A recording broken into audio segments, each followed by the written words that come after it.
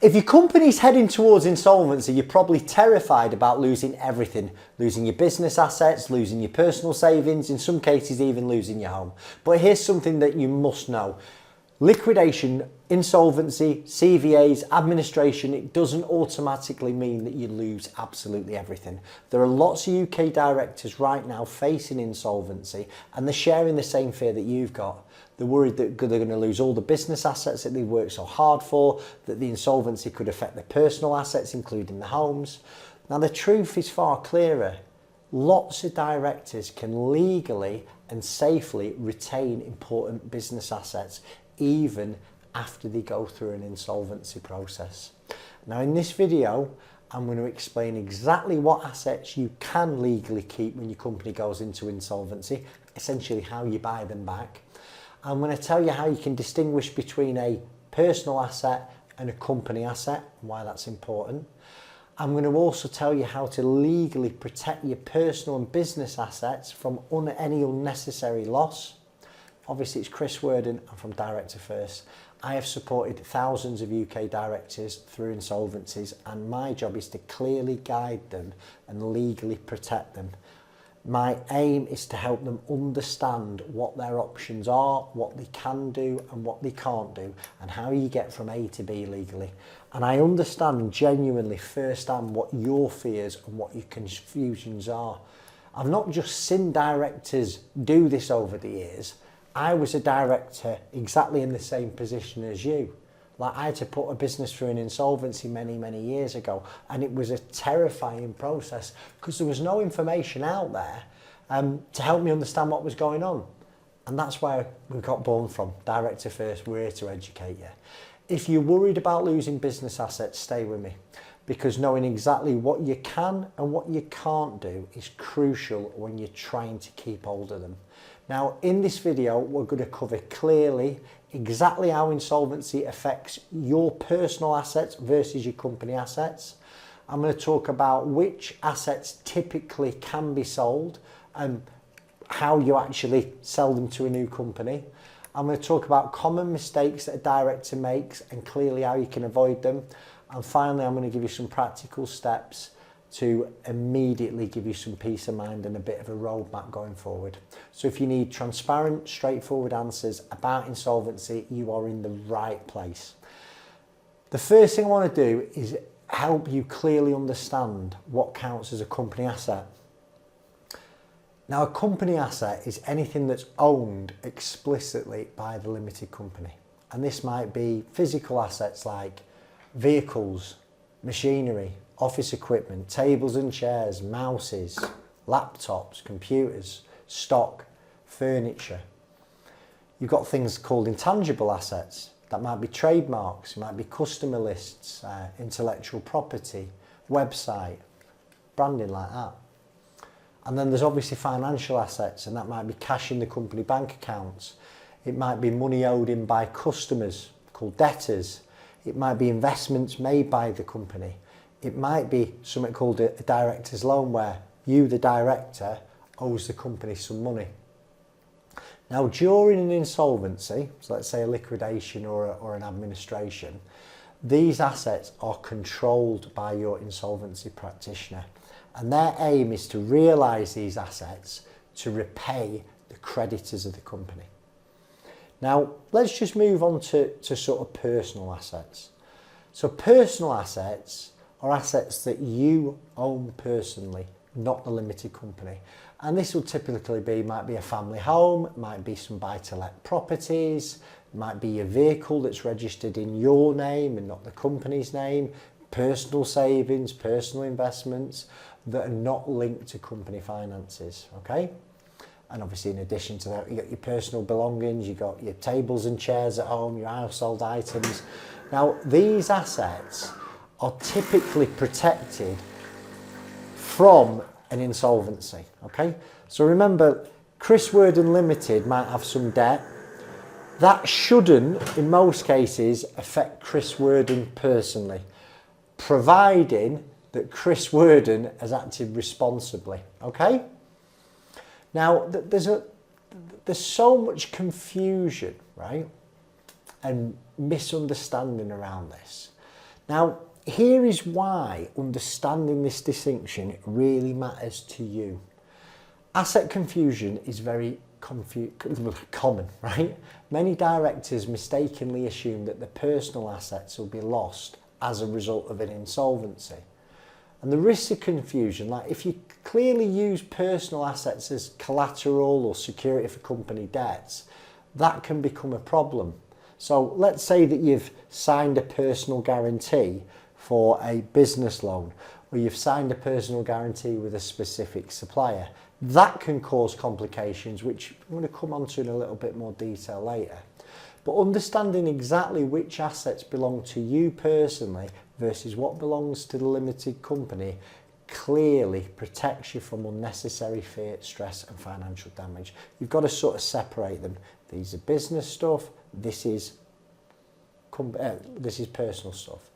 And if you can clearly separate the two things, it ensures that you're fully prepared, okay, and you understand what's going on going forward. Now, what I want to do is I want to explain exactly what happens to company assets once an insolvency begins, or typically actually just before an insolvency starts. Now, let's say a liquidation. During a liquidation, the company assets are supposed to be sold transparently by the insolvency practitioner to repay creditors, okay? So this could be company vehicles, it could be equipment, and an insolvency practitioner will have them valued independently and sold at a market value. Same with stock and inventory, usually be sold through auctions or maybe specialist buyers. Things like intellectual property and trademarks can be sold, especially if they hold value for creditors. And if the company owns like business premises, those premises will be sold transparently to repay creditors, generally secure creditors first. And your insolvency practitioner or liquidator, they control and manage this entire sales process from start to finish. Now, lots of directors will actually sell their assets before they appoint an insolvency practitioner. And you can still do that as long as you're not selling them for an undervalue. So the process is the same. You need to get an independent agent to value these assets, and if you're going to sell them either back to yourself or to a connected company, in fact if you sell them to anybody, you need to make sure that whoever's buying the assets are paying a fair market value for them. So once the insolvency practitioner gets appointed, the first thing they're going to review is, have these assets been sold for what they're worth, okay? Now, understanding exactly how assets are sold is important, okay? And this is how the process works. Starts off, whether you're selling them or the IP selling them, you get an independent valuation. And your assets are professionally and independently valued, and it's to determine what they're actually worth, okay? And a valuer will generally do a report with two figures on. There's an in situ value, that valuer believes those assets are worth to the current management, to you the director. And there's an ex situ value, and this is the figure that the agent believes that your assets are worth if they get sold at auction, okay? Now, when assets are being sold, it's important that the sale is transparent, especially if the insolvency practitioner's overseeing the sale. And they're sold generally through auctions, okay? Or an agent may know specialist buyers that will buy stock. And the key thing with all this is there's a fair market value requirement. An insolvency practitioner must transparently achieve the highest reasonable market value so he can maximise the return to creditors. They can't be selling stuff cheap. They'll get criticised for that. And that actually applies to you as well. If you want to buy these assets back before you appoint the insolvency practitioner, you're going to get scrutinised when the IP gets appointed. So you must be paying a fair market value for these assets, and that's determined by the agent. So again, it's dead important that you get the right advice and you get an agent to view things. Now I want to explain to you how let's say the insolvency practitioner sells the assets. or you buy the assets pre-insolvency and then pay, because once you've gone into insolvency, you're going to owe that money to the insolvency practitioner.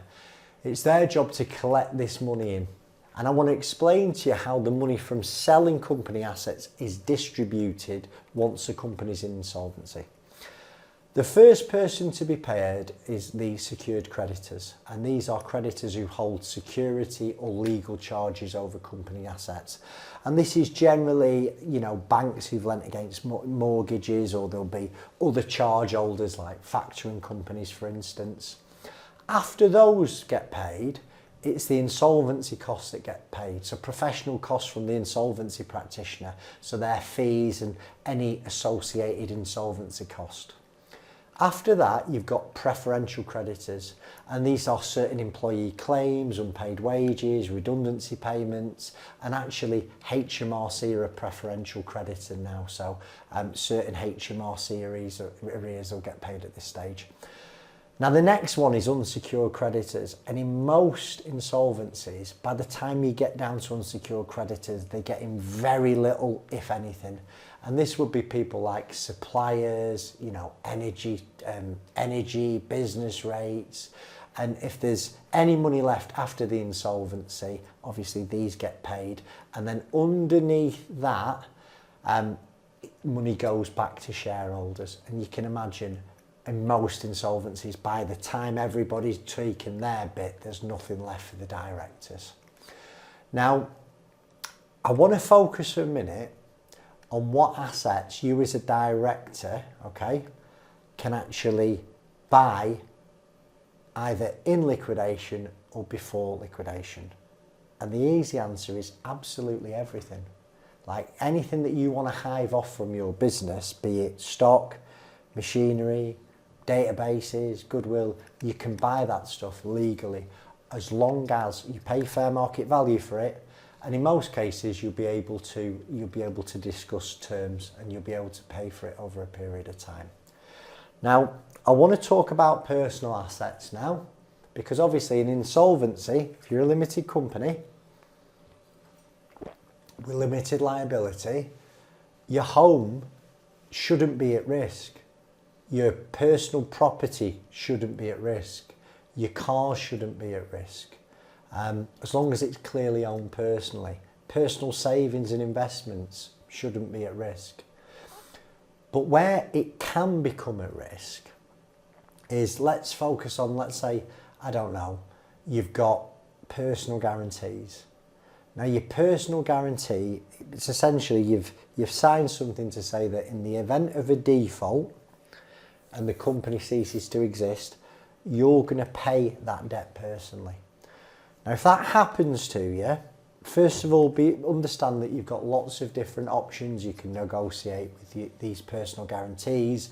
Sometimes you can offer them a lump sum as full and final settlement. In others, you can pay them over a longer period of time. But if you don't come to some agreement, that's where your personal assets become at risk. Another area where a personal asset can become at risk is where you've got an overdrawn director's loan account. Now, an overdrawn director's loan account, remember, is where you owe the company money. It will sit on the balance sheet, and you appoint an insolvency practitioner, and their job is to actually come in and try and realise these assets. So their job is to get that overdrawn loan account from you back into the company to pay creditors. Now, that's a scary prospect. Now, the first thing is you've got to check whether you've got an overdrawn loan account, and the only way to do that is to have accurate information. So if you go on your Xero, your QuickBooks, your Sage, your Free Agent now, pull off a balance sheet. If that balance sheet is up to date, it will have a line in there for debtors, or it might be under assets, or it might be under directors' current accounts or directors' advance, but it'll tell whether you owe the company money or the company owes you. Obviously, if the company owes you money, you've lost that money pretty much. But if you owe the company money, an insolvency practitioner is going to ask you to repay that back. Now, it's at that stage where you might have some problems, because if you can't afford to pay it back, and let's say you've got some assets, you've got equity in your property, and you don't come to some type of arrangement with the insolvency practitioner, that's where your home could be at risk. So it's ultra important that you understand that.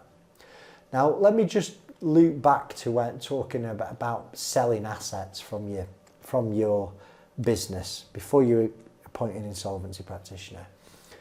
It's important that you document everything. Anything that you're transferring out of the business before you appoint an insolvency needs to be clearly documented. And the best way you do this is you do this with a valuation. I can't stress enough, get a valuation done. I want to talk about mistakes that you're going to make. And the number one mistake is people signing personal guarantees. And what they do is they sign a personal guarantee on a business that's failing. Now, if that business fails, those personal guarantees are going to be called in. Now, you might be asked to sign a personal guarantee when your business isn't failing and you just need some additional finance. You've got to be 1,000,000% certain that if you sign this personal guarantee, this business is going to survive. Because you're now linking your personal finances. I was on the phone to a guy earlier and he owes the HMRC £500,000.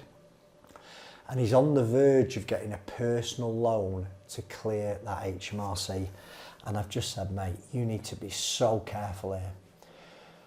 Now, if he does that HMRC debt, that at the moment is the business's debt, is going to transfer into a £500,000 personal debt.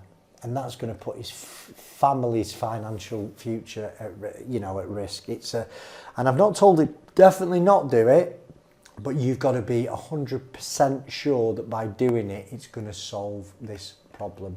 It's a big, big mistake. And if you understand this mistake, it can hopefully avoid some unnecessary issues in the future. Another mistake that people make with this is they essentially sell their assets. They sell it before liquidation, but they sell it too cheap. And what they do is they go, right, I've got 20 grand's worth of vans and I'm going to sell them for 5 grand. And they do it before they've appointed an insolvency practitioner. So they're free to sell. You're free to sell whatever you want pre-liquidation, but be mindful that you're going to get scrutinised. And once you become insolvent, anything that you sell from that business, an insolvency practitioner is going to look at it. And if they think that you've sold it for less than it's worth, they can legally reverse it. They can actually come and try and get the assets back, or they can pursue you personally for what they believe that it's, legally believe what it's worth. So again, ensuring professional valuations, and if you're going to sell some assets, get a valuation done, raise an asset from your insolvent company, and then to the buyer, and make sure you keep the liquidator informed of this. Explain to them what you're planning on doing. Another mistake I see people make is, and this is like a real critical error, is when they ignore professional insolvency advice, thinking that they know better. You know, I get people ringing me up telling me what they're going to do. I'm thinking, why are you ringing me, mate? Have you rang me for some advice? Or have you rang me to try and rubber stamp the nonsense that you're talking about?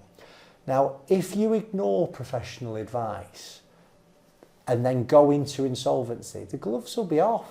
Like an insolvency, any insolvency practitioner or professional will try and give you best advice. If you get that advice and you completely ignore it, and then you go and appoint that insolvency practitioner, they're going to come at you. They're going to take an action at you. I mean, I've got one at the moment where whatever they do, they've got problems going forward. I'm trying to give them some advice to mitigate those problems, but they're not following what I'm telling them. And I'm saying, listen, once you appoint this insolvency practitioner, all these whole manner of things are going to happen. And it's like they're just gone deaf. Now, I'm going to try and give you a bit of an action plan here, okay? And these are the things that you really need to do if you're thinking of selling assets out of the business. So, first one, obviously clearly identify what assets of the business is and what assets are yours personally. Remember, the personal stuff we don't need to worry about at this stage. If you're going to sell assets before you appoint a liquidator, you've got to get them valued independently. Get them valued independently, and speak to the agent and say, what would you recommend as a reasonable offer on those assets? Remember, if you want to speak to us at Director First, we'll oversee all this process, but I try and give real nuggets of wisdom in these videos, so you don't really need to call me, but I'd like it if you did. And make sure if you're selling assets that an agent agrees with the value of the assets you're transferring out. And on the day that you transfer them, you raise an invoice from your insolvent company to the buyer. At that stage, you want to be speaking to your insolvency practitioner because they should be able to give you some terms to pay the assets over. So maybe 3 months, 6 months. Again, every case is different. And seek immediate professional advice, okay? So if you are going through an insolvency and you are thinking about selling assets before you appoint the liquidator, speak to them earlier, get them involved, tell them exactly what it is you're planning on doing, okay? Now, if you need this help, okay, if you need some advice that is free and independent, you can pick the phone to us today. If you drop a comment in the section below, I'll answer it personally. If you want to book a call with one of my team, there'll be a link down here. Thanks for your time. God bless you. All the best.